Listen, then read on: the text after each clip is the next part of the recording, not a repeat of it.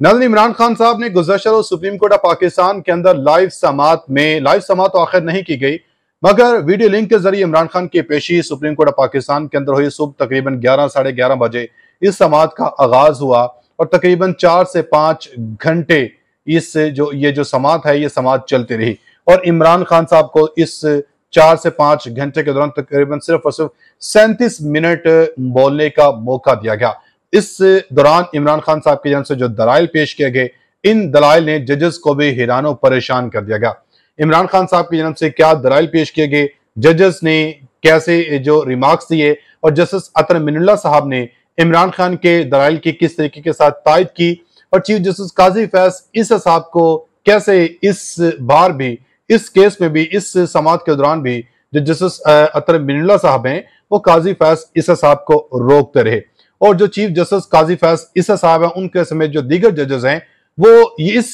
बात के ऊपर फोकस करते हुए दिखाई दिए कि हुकूमत को इमरान खान साहब से सुलह करने का बार बार पैगाम दे रहे हैं कि इमरान खान साहब से आप सुलह कर लें, उस सूरत ही इस मुल्क का फायदा है और ये पाकिस्तान की अवाम का फायदा है। मगर इमरान खान साहब जब दलाइल देने आए तो उस वक्त हैरान कुन ही एक मनाजर था। जो वहां पे जितने भी मौजूद सहाफी थे वो कवर कर रहे थे वहां पे सुप्रीम कोर्ट ऑफ पाकिस्तान के अंदर इस केस को, उनकी जानब से क्या कुछ बताया गया और इमरान खान की फिर सुप्रीम कोर्ट ऑफ पाकिस्तान के समाअत के दौरान कुछ तस्वीर भी जारी की गई हैं कि इमरान खान का कमरा कैसा है, इमरान खान को कौन कौन सी सहूलियात दी जा रही हैं। पहले हम इस पर बात कर लेते हैं, उसके बाद फिर सुप्रीम कोर्ट ऑफ पाकिस्तान के अंदर जो गुज़श्ता रोज़ समाअत हुई है, इस समाअत में क्या कुछ हुआ, इमरान खान साहब ने कैसे दलाइल दिए, इस पर बात करेंगे। मगर जाने से पहले अगर आप लोगों ने अभी तक मेरे यूट्यूब और फेसबुक पेज को फॉलो सब्सक्राइब नहीं किया तो लाजमी कर दें, साथ में बेल आइकन को दबाएं ताकि हर नई आने वाली वीडियो आप तक आसानी से पहुंचती रहे। नाज़रीन, इमरान खान साहब की जो है गुज़श्ता रोज़ जेल से कमरा, जो इनका बैरक है जेल कमरे के अंदर, उनकी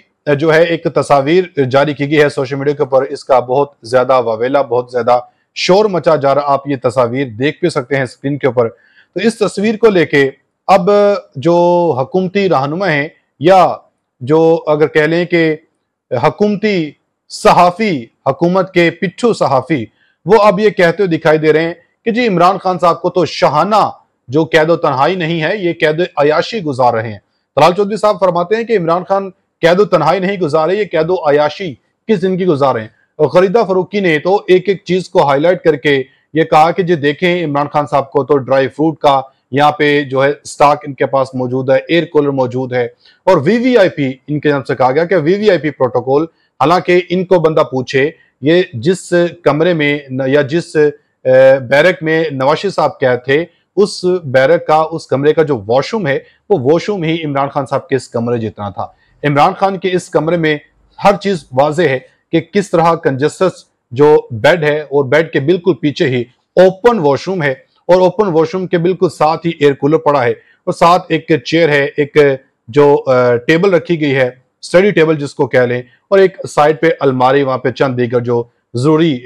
अशिया हैं वो रखी गई हैं। तो इस चीज को लेके अब ये ववेला मचाया जा रहा है और ये तासुर देने की कोशिश की जा रही है कि इमरान खान साहब को हमने सहूलियत इतनी दी है, वीवीआईपी जिंदगी गुजार रहे हैं। बंदा इनसे पूछे, आप जो लोग ये फरमा रहे हैं कि वीवीआईपी सहूलियत इमरान खान को दी गई हैं, आप वहां पे जाके सिर्फ 10 दिन ही गुजार के देख लें, आपको लग समझ आएगी कि इस गर्मी में इमरान खान साहब की जो ये रूम है इसमें ना कोई खिड़की है, ना कोई ऐसा जो वेंटिलेशन का कोई सिस्टम है कि जहां से कोई रोशन हवा आ सके। तो ऐसी सिचुएशन में इनसे ये कहना कि इमरान खान साहब को ऐसी सहूलियत दी गई हैं, ये सरासर एक बोगस इमरान में ही कर सकते हैं। और साथ ही ये भी कुछ लोगों का कहना है कि ये जो एयर कूलर तस्वीर और बनाने, जो एयर कूलर रखा गया और जो दीगर सामान रखा गया, यह सिर्फ तस्वीर बनाने के दौरान ही रखी गई है, इससे पहले ऐसी सहूलियत इमरान खान साहब को नहीं दी गई। तो जब इस केस की समाअत का आगाज हुआ, इमरान खान साहब पहले तो तकरीबन 37 मिनट इनको बोलने का मौका दिया गया और 4 से 5 घंटे इमरान खान साहब इंतजार करते रहे।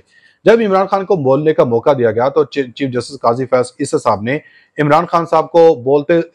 वक्त ही ये कह दिया कि खान साहब आप जो हैं आपने सिर्फ इस केस के ऊपर बात करनी है, इस केस से हट के किसी किस्म की कोई सियासी बात नहीं करनी। मगर इमरान खान साहब को रुकने वाले थे नहीं। इमरान खान साहब ने आगाज ही वहां से किया। इमरान खान की जानिब से कहा गया कि चंद लम्हे नैब से मुतालिक बात करके इन्होंने اپنی حکومت کے خلاف پیش کی جانے والی عدم اعتماد کی تحریک، امریکی سفارتکار ڈونلڈ لو اور کبھی ملک میں مارشل لا کی باتیں کرنا عمران خان صاحب کی جانب سے شروع کی گئے، جس پہ انہیں بینچ کی جانب سے ایسے بیان دینے سے روکا جاتا رہا، مگر عمران خان صاحب جو ہیں وہ بات کرتے رہے۔ اس بینچ میں موجود جج عمران خان کی جانب سے گزشتہ سماعت کے دوران کی گئی تقریر سے واقف تھے، شاید اسی لیے انہیں دلائل کے دوران سیاسی گفتگو کرنے کی اجازت نہیں دی گئی تھی۔ جب عمران خان سیاست یا غیر متعلقہ بیان دینے کی کوشش کرتے تو اسے 5 رکنی بینچ میں شامل جسٹس امین الدین اور جسٹس حسن اظہر، جنہوں نے پوری سماعت کے دوران ایک ریمارکس بھی نہیں دیا، فوری طور پر مداخلت کرتے اور ان کی مداخلت کے جواب میں آخر عمران خان نے کہا کہ سر آپ کہتے ہیں تو میں کنکلوڈ کر دیتا ہوں۔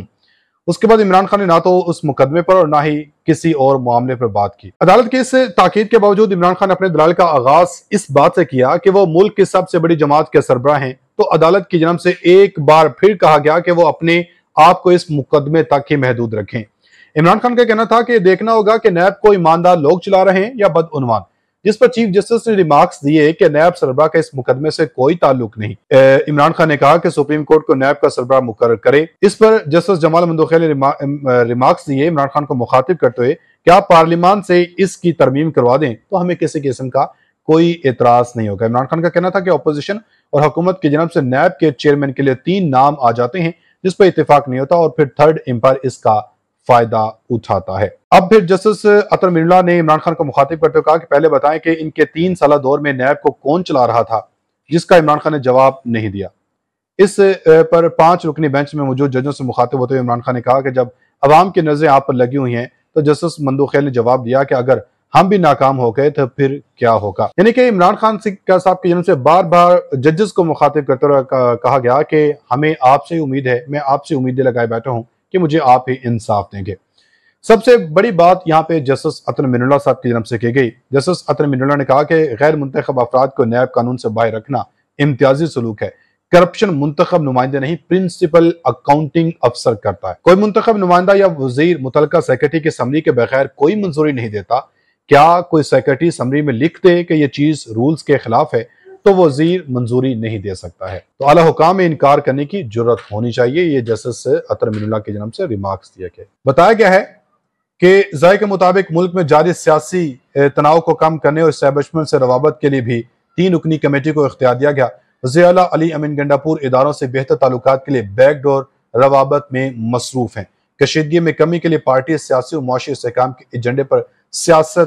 ریاست کے ساتھ ہوگی۔ پی ٹی آئی کی سیاسی قیادت مختلف جماعتوں سے پارلیمان کے اندر اور باہر بات چیت کرنے کے لیے تیار ہے۔ یہ بھی بتایا گیا کہ ذائقہ یہ کہنا ہے کہ سینٹ اور قومی اسمبلی میں کمیٹیوں سمیت متعدد معاملات کو بات چیت سے آگے بڑھایا جائے گا۔ کچھ روز پہلے بھی شبلی فراز کی جانب سے کہا گیا تھا، کیونکہ عمران خان نے شبلی فراز، علی امین گنڈاپور